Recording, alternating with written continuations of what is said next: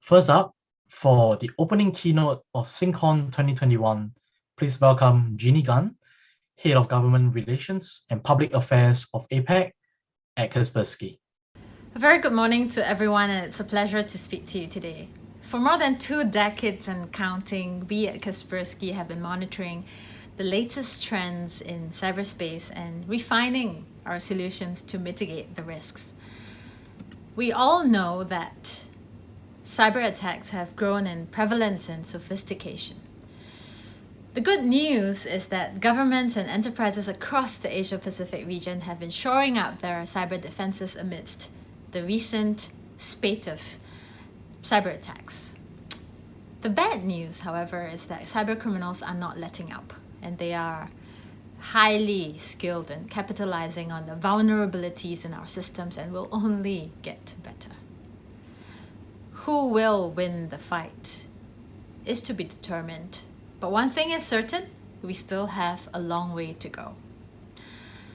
Of growing concern today is the security of our ICT supply chains, where the European Union for cybersecurity estimates a 4-fold growth in ICT supply chain and cyber attacks this year compared to 2020. You may be familiar with NotPetya, WannaCry, ShadowPad, and most recently Sunburst, the malware that breached an American software company and used it as a conduit to infiltrate 9 US federal agencies, including the Office of the President and the Treasury and Commerce departments. Many more companies were also compromised as a result. Our ICT systems have been more connected than ever before, but this also presents opportunities for cybercriminals to move up the ICT supply chain to attack software vendors or IT services companies with the intent to compromise their clients through a backdoor. Once through, hackers can conduct cyber espionage, mine data, or extort money by releasing ransomware. For instance, earlier this year, hackers breached a different American software company and in turn infected hundreds of its clients with ransomware. In exchange for the decryption key, smaller companies were made to pay $50,000 and larger companies $5 million.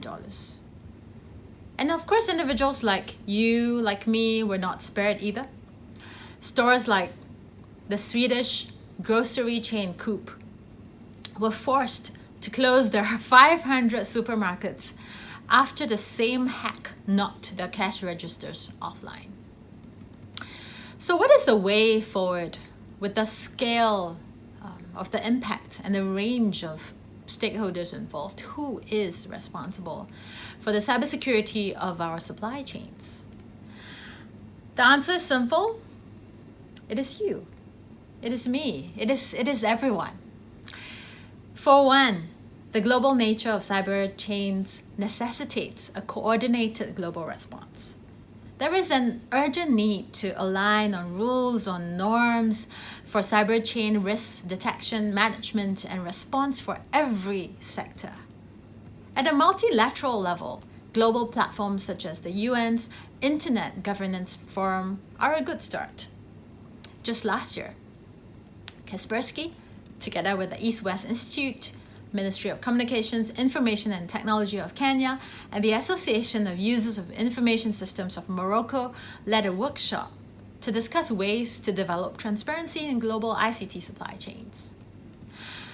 At a bilateral level, countries like Singapore and the US have an MOU on cybersecurity cooperation, which includes information sharing and expert joint exercises. Companies must also take responsibility for these things, right? It should be untenable. It would be, in fact, untenable and inefficient for a company to audit the network security of all its software vendors and partners, or rely on the government for that matter. One solution is for businesses to develop special agreements with their partners and suppliers who share resources and data. 79% of enterprises already do so today. But beyond such agreements, we believe that accountability should be a fundamental principle for all businesses. And this underpins Kaspersky's Global Transparency Initiative, where we welcome people to government partners, regulators, enterprises, partners to review our source code at our transparency centers, with 5 across the globe and counting. For those who may not know how to do so or what to look out for exactly in the process of reviewing source codes, we even go so far as to teach people how to evaluate product security through our cyber capacity building program. I'm happy to share that governments across Asia Pacific and the world have already undergone that training provided by Kaspersky and have given us good reviews. Together with FIRST, a global network of government and private certs, which Kaspersky is privileged to be a member of, we have also published our ethical principles for responsible vulnerability disclosure, which anyone can access freely online.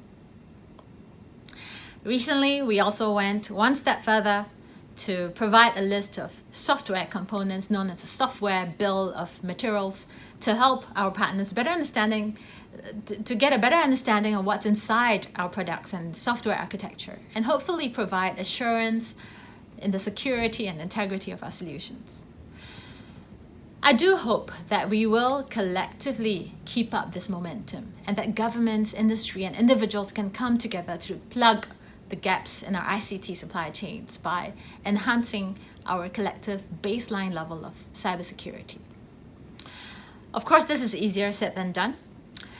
Nonetheless, I hope that the examples I've shared really give you an idea of where to start. Conferences like this, the SINCON, are a good way to build these connections and mutual understanding. And I really just wish that everyone can have a rich and fruitful discussion throughout SINCON. Thank you very much for having me.